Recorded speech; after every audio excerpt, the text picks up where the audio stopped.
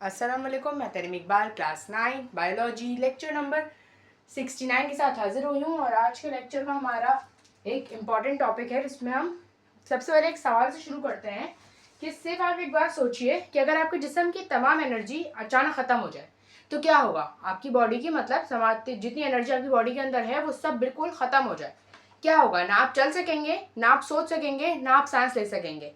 लेकिन क्या होता है, अल्लाह ताला ने हमारी बॉडी के अंदर हर सेल के अंदर एक ऐसा पावर स्टेशन मौजूद है जो दिन रात एनर्जी को बना रहा है। मतलब एनर्जी हमारी बॉडी में ख़त्म नहीं हो रही, बल्कि एक पावर स्टेशन है जो एनर्जी को जनरेट कर रहा है और दिन और रात, और वो बिना किसी उसके एनर्जी को जनरेट कर रहा है। इस पावर स्टेशन का नाम हमारे पास माइटोकॉन्ड्रिया है। अब माइटोकॉन्ड्रिया के इस लेक्चर में माइटोकॉन्ड्रिया की डेफिनेशन, स्ट्रक्चर, फंक्शन और कंपोजिशन को स्टडी करेंगे कि बेसिकली माइटोकॉन्ड्रिया है क्या और वो हमारी बॉडी के लिए क्यों इतना ज़्यादा ज़रूरी है। तो हम शुरू करते हैं डेफिनेशन से। तो माइटोकॉन्ड्रिया एक सेलुलर ऑर्गेनील है जो हमारे पास डबल मेम्ब्रेन बाउंडेड है। मतलब इसके पास दो मेम्ब्रेन्स होती हैं, सिंगल मेम्ब्रेन नहीं है, डबल मेम्ब्रेन बाउंडेड एक सेलुलर ऑर्गेनील है हमारे पास।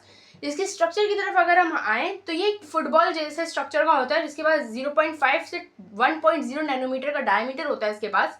और इसके पास मैंने जैसे बताया कि दो मेम्ब्रेन होते हैं, डबल मेम्ब्रेन बाउंडेड ऑर्गेनील है। जैसे डायग्राम में आप ऊपर देख सकते हैं, जो आउटर मेम्ब्रेन होती है वो स्मूथ होती है जिसके अंदर पोर्स होते हैं, यानी उसके अंदर प्रोटीन के सीव लाइक स्ट्रक्चर्स होते हैं, पोर्स होते हैं जिसे हम पोरेंस कहते हैं, और इसकी वजह से ये स्मूथ होती है। और जो इनर मेम्ब्रेन होती है उसके अंदर बहुत ज़्यादा इनफोल्डिंग्स होती हैं। मतलब जैसे उंगली होती है ना आपकी, इस तरह का फोल्डेड स्ट्रक्चर है हमारे पास, वो जिसे डायग्राम में आप देख सकते हैं। इन फोल्डेड स्ट्रक्चर को हम लोग बोलते हैं क्रिस्टी, और इसकी वजह से इसका थोड़ा सरफेस एरिया इंक्रीज हो जाता है। ये इसलिए मौजूद है इसके अंदर कि सरफेस एरिया बढ़ा सके रेस्पिरेशन के लिए, ये इस वजह से मौजूद होता है।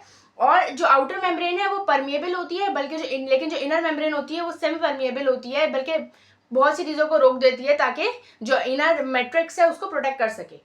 अब अगर हम फ्लूइड की तरफ आए तो जो माइटोकॉन्ड्रिया का फ्लूइड होता है उसको हम मैट्रिक्स कहते हैं, जिसके अंदर हमारे पास माइटोकॉन्ड्रिया के डीएनए और राइबोसोम्स वगैरह मौजूद होते हैं।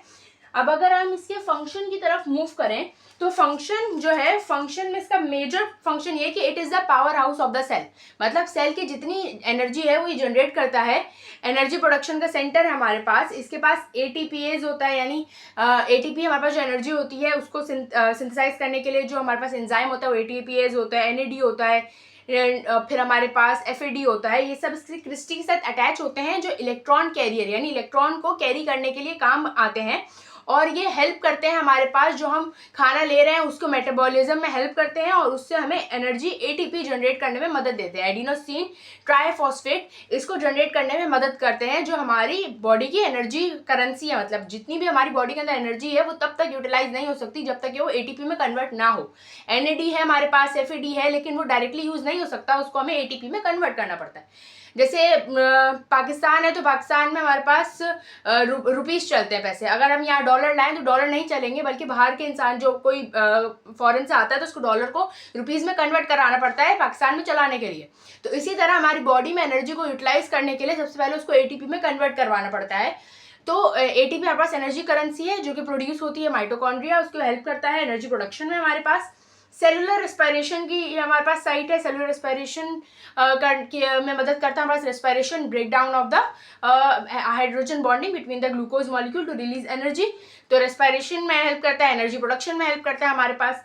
अब इसके हम कॉम्पोजिशन की तरफ बढ़े तो कॉम्पोजिशन में इसका हमारे इसको हम कहते हैं इट है semi autonomous existence. Semi autonomous existence का मतलब ये है कि ये खुद मुख्तियार है, मतलब ये मेजॉरिटी डिसीजन खुद ले सकता है। ये क्यों होता है? क्योंकि इसके पास अपना डीएनए मौजूद है, ये न्यूक्लियस पे डिपेंड नहीं करता डीएनए के लिए। इसके पास अपना डीएनए मौजूद है, अपना राइबोसोम मौजूद है, ये किसी और पे डिपेंड नहीं कर रहा है किसी चीज़ के लिए। ये अपनी प्रोटीन खुद बनाता है, अपना डीएनए मौजूद है, तो ये खुद रेप्लिकेट भी हो सकता है। Mitochondria is a self replicating organelle, ये खुद रेप्लिकेट हो सकता है क्योंकि इसके पास ओन डीएनए भी है और ओन राइबोसोम भी है। ये बहुत इंपॉर्टेंट फैक्ट है, बल्कि मेजर फैक्ट है माइटोकॉन्ड्रिया का। इसको याद रखिए कि आगे भी आपके बहुत काम आएगा कि ये एक सेल्फ रेप्लिकेटिंग ऑर्गेनील है विच है सेमी ऑटोनोमस एग्जिस्टेंस। इसका जो राइबोसोम होता है वो स्मॉल इन साइज होता है, बिल्कुल बैक्टीरिया या फिर प्रोकैरियोटिक सेल से मिलता जुलता होता है, उसके साइज से सिमिलर होता है। डीएनए होता है तो इस वजह से इजीली रेप्लिकेट हो जाता है, और एक सेल में हमारे पास मोर देन 1 माइटोकॉन्ड्रिया प्रेजेंट होते हैं। जैसे जब एनर्जी की रिक्वायरमेंट ज़्यादा होती है तो माइटोकॉन्ड्रिया का जो हमारे पास क्वांटिटी है वो बढ़ जाती है, और जब एनर्जी रिक्वायरमेंट कम हो जाती है तो माइटोकॉन्ड्रिया की जो तादाद है वो ऑटोमेटिकली कम हो जाती है लाइसोसोम के फंक्शनिंग की वजह से, या फिर ऑटोलिसिस या ऑटोफैगी की वजह से इसकी फिर हमारे पास तादाद कम हो जाती है, लेकिन ज़्यादा होते हैं, एक से ज़्यादा माइटोकॉन्ड्रिया एक सेल में मौजूद होते हैं। अब माइटोकॉन्ड्रिया का अपना डीएनए है, और साइंटिस्ट क्या कहते हैं कि हुआ क्या था कि एक बैक्टीरिया था शुरू में, वो बैक्टीरिया क्या हुआ, उस बैक्टीरिया को एक प्रोकैरियोटिक सेल ने इनगल्फ कर लिया, तो उस बैक्टीरिया का डीएनए और राइबोसोम वगैरह उसके हमारे पास आ गए, तो उसकी वजह से एक स्ट्रक्चर बन गया हमारे पास। अब ये जो माइटोकॉन्ड्रिया है इसके अंदर एक ओन सेल भी है, और मतलब ओन डीएनए भी है, और ओन राइबोसोम भी है इसके पास।